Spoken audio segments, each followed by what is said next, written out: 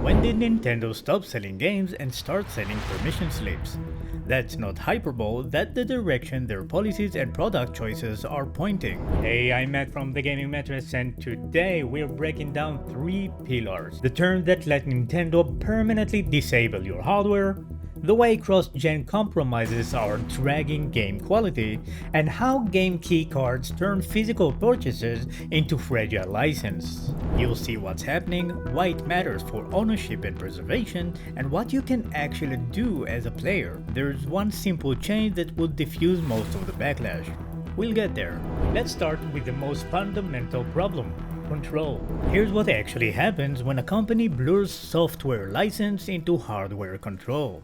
Nintendo's updated terms reserve the right to render your system unusable for unauthorized use. That phrase covers the obvious: cheating, piracy, but it also sweeps in homebrew, mods, and any attempt to bypass restrictions. In other words, the gray areas become punishable by device death. Most people think bans are just network access. Historically, that's how platform holders enforces rules.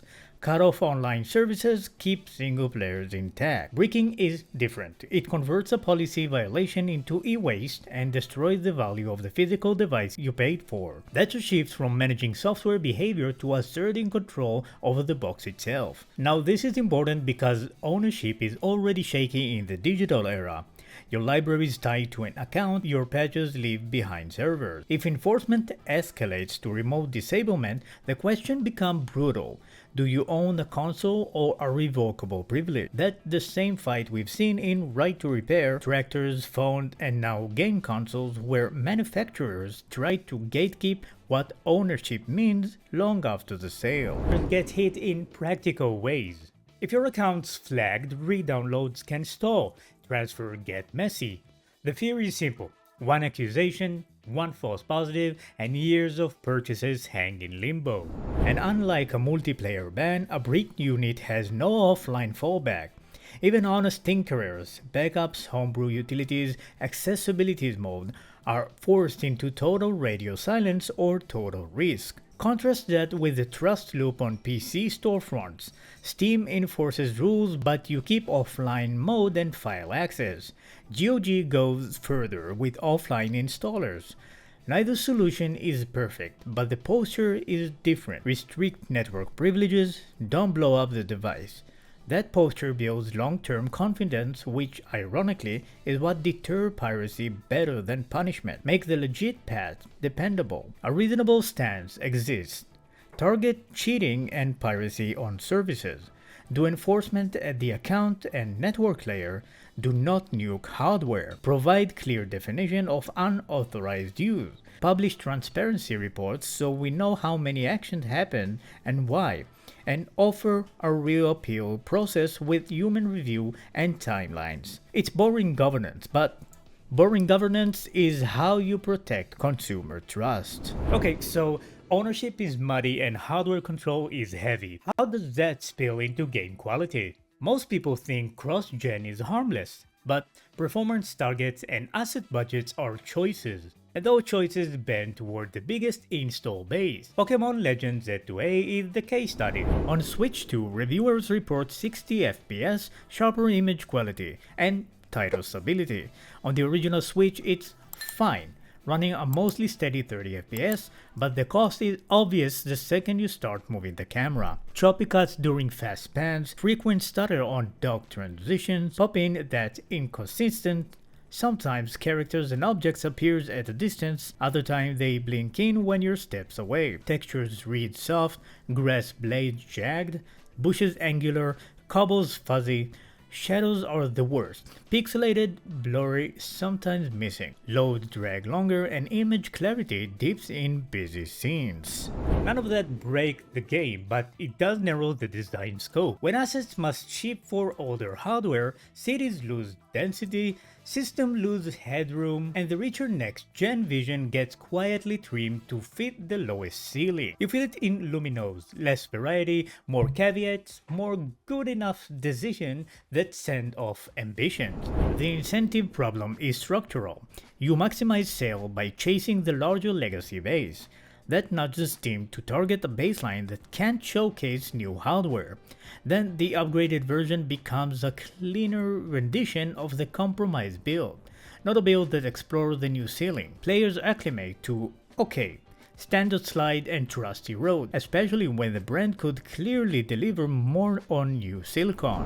There's a clear path. Cheap staggered SKUs are offered through full cart editions at a premium. Give players a choice.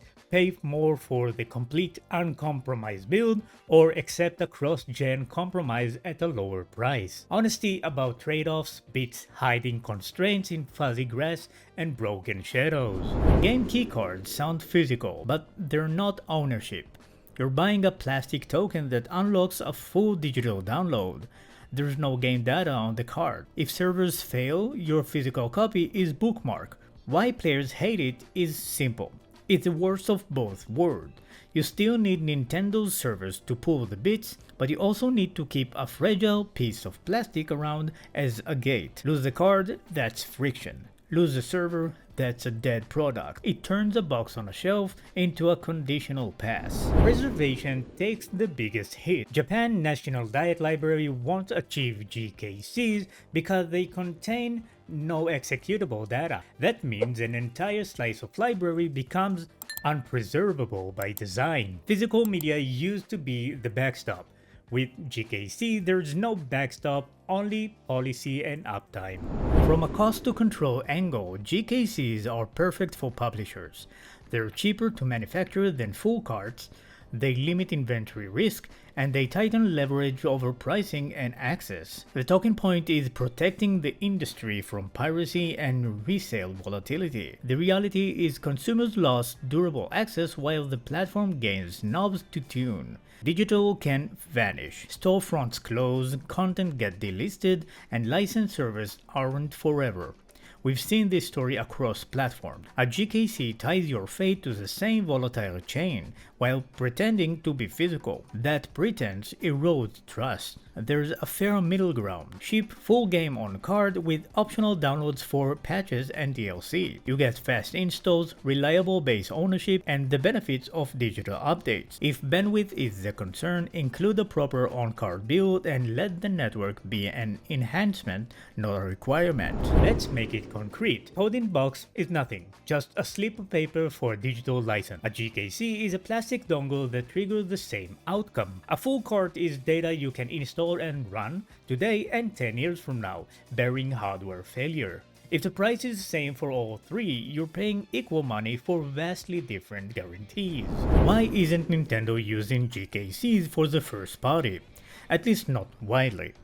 Optic and brand trust. They know cartridges are part of the platform's promise and cart speeds short-circuit a lot of pain. But the ecosystem normalizes practices over time. If third parties pushes GKCs and they sell, the center shifts. Remember that one change open loop? Here it is. Make GKCs install to cart or bind a license to the console with a cached offline installer that preserves access even if servers blink. It turns a Fox physical product into a resilient purchase. With ownership clarified, choices get honest. Without it, standard slide and voters with wallets tune out. Here's the playbook. One change, bind GKC license to the console and a cache of full offline installer so the game boots without revalidation. Pricing clarity, tiered SKUs, full cart premium, GKC mid, digital low, transparent trade-offs. Term sanity, explicit no bricks policy, clear definition, transparent enforcement reports, real appeal windows. Your moves: buy full on cart, skip GKCs at the same price, push retailers to label formats, and support developers who ship complete on cart builds. Now a quick wrap, then I want your take. Key takeaway: real ownership build trust. Shortcuts burn it fast. If you want deeper dives like this, subscribe, click the like button, and tell us below, are you buying game keycards, going full digital, or waiting for on-cart releases? Thanks for watching, and don't forget, enjoy your games.